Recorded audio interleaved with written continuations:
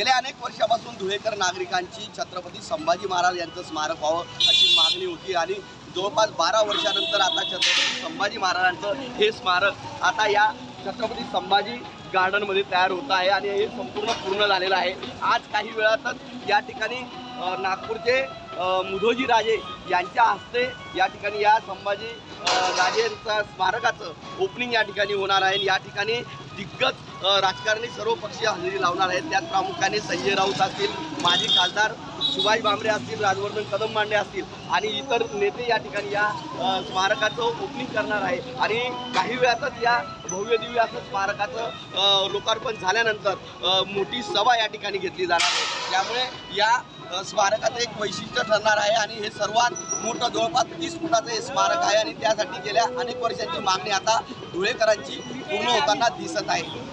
Manish Masole, TV9 Marathi, Dhule.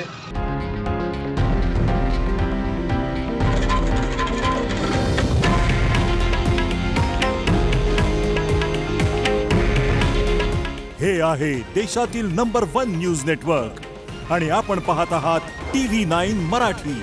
काळजी तुमची, हित महाराष्ट्राचं।